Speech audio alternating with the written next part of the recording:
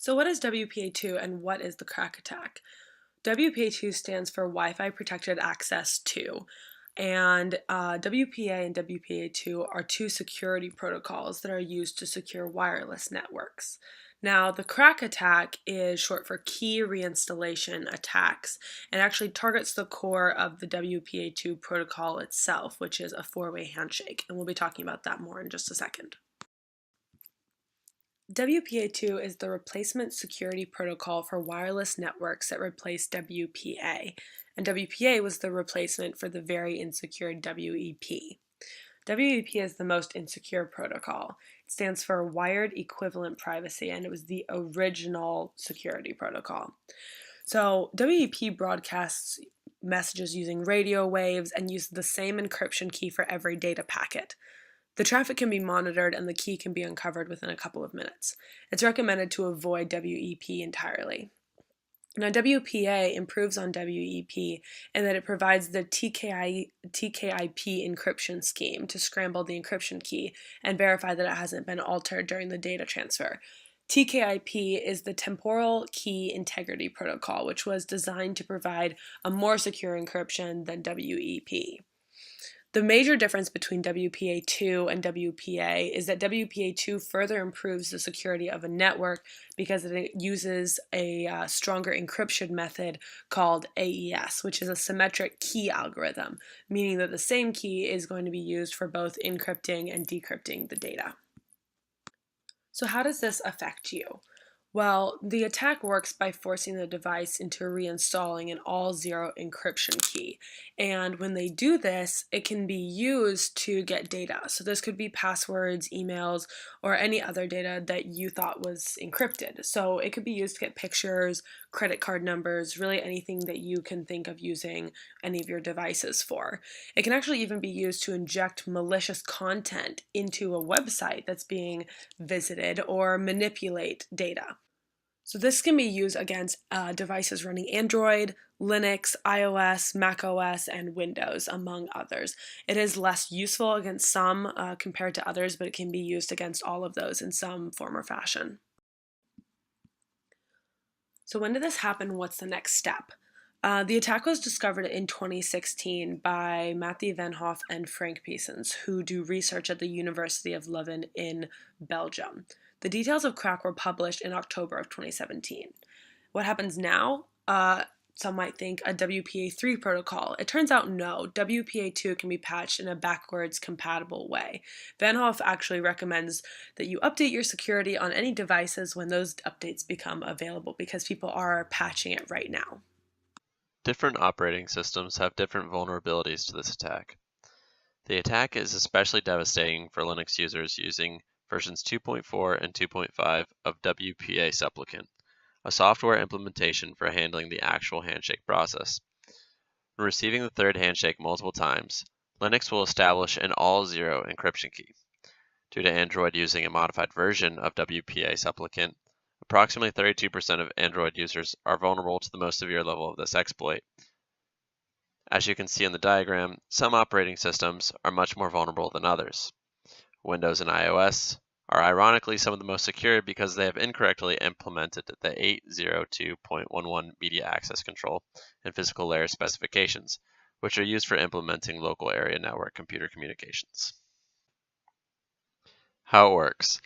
The attack works by exploiting the four-way handshake. The four-way handshake is between the access point, designated as AP, and the client station, designated STA. And the purpose of this is to establish an identical pairwise transient key, referred to as the PTK, and group temporal key, which is referred to as the GTK.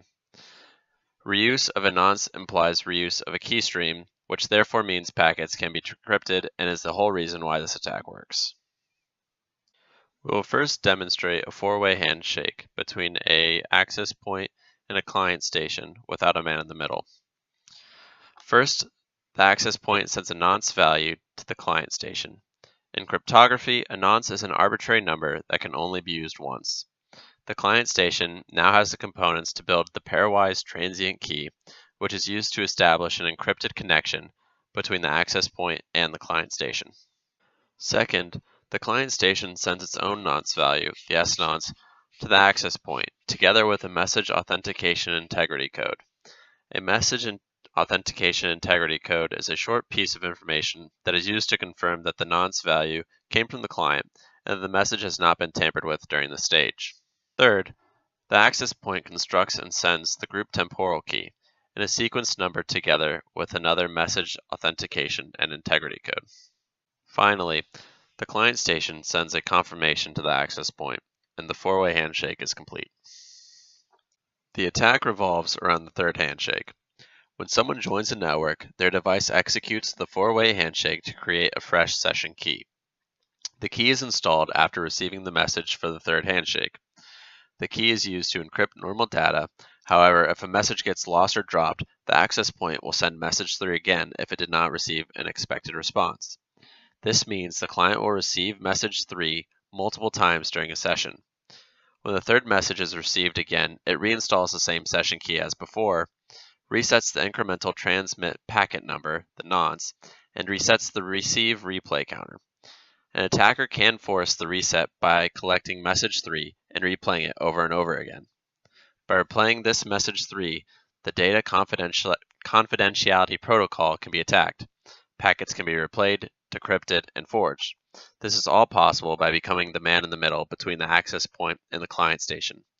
By becoming the man in the middle, you prevent the access point and the client station from completing the four-way handshake and can repeatedly send message 3 until the data security protocol is compromised. We will now demonstrate the attack with a man in the middle. First, the access point sends a nonce value through the man in the middle, which forwards it on to the client station. Then the client station passes on its own nonce value through the man in the middle to the access point.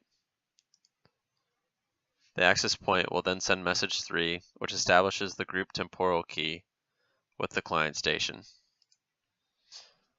The client station will then send message 4, the acknowledgement, to the access point. However, the man in the middle will intercept this.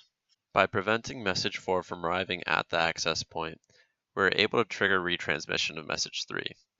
This causes the client station to reinstall an already in use pairwise transient key. This resets the nonce being used by the data confidentiality protocol, and because we are reusing the same key, we're able to replay, decrypt, and forge packets. This video is based on the paper Key Reinstallation Attacks, Forcing Nonce Reuse in WPA2, and it demonstrates how weaknesses we discovered in WPA2 can be abused to attack Android and Linux devices. First, I will use an Android device to connect to our Wi-Fi test network without an adversary being present. Notice that this network uses WPA2 encryption as indicated by the lock symbol. Additionally, when visiting for example Magic.com, Android will use HTTPS as an extra layer of protection. This is indicated by the green HTTPS lock and also explicitly mentioned when viewing the web page info. In other words, all transmitted information is currently protected using both WPA2 and HTTPS. Let's now start the tools that will be used to attack Android and Linux devices. First, the following command is used to start our WPA2 attack script. Notice that I included the protected Wi-Fi network that will be attacked and that we will only target one specific device. The tool starts by searching for the protected Wi-Fi network we will attack, and then it will clone this network on a different channel. This malicious clone of the network enables the attacker to reliably manipulate handshake messages, which is required to abuse the weaknesses we discovered. Second, we make sure the victim can access the internet through our malicious network. Additionally, I'm also executing the SSL strip tool. This tool will try to remove the additional HTTPS protection of improperly configured websites.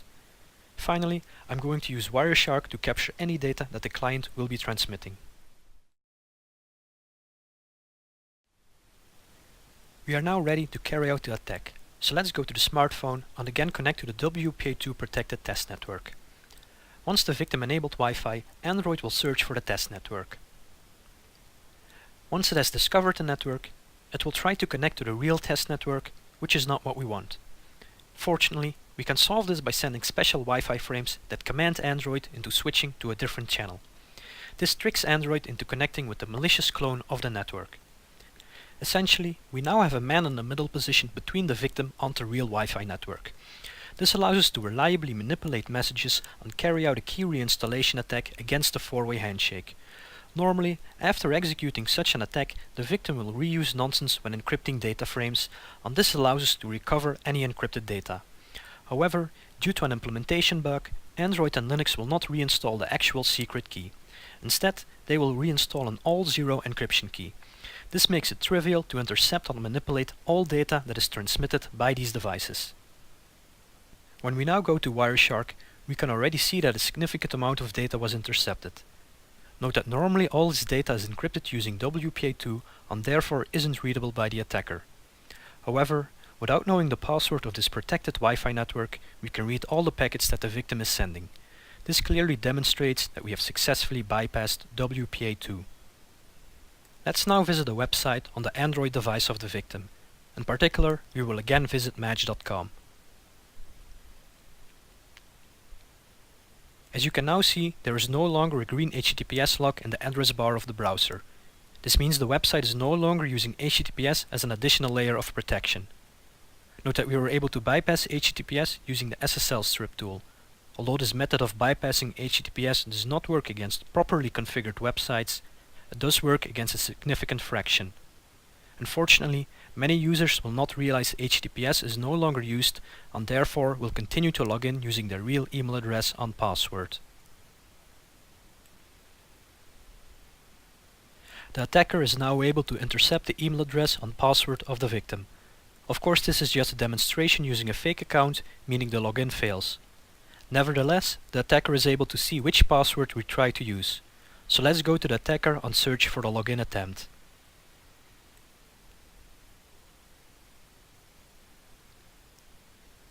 We can see that the attacker was indeed able to intercept the username and password that the victim used. To avoid being a victim of this new attack against WPA2, you must update all of your Wi-Fi devices.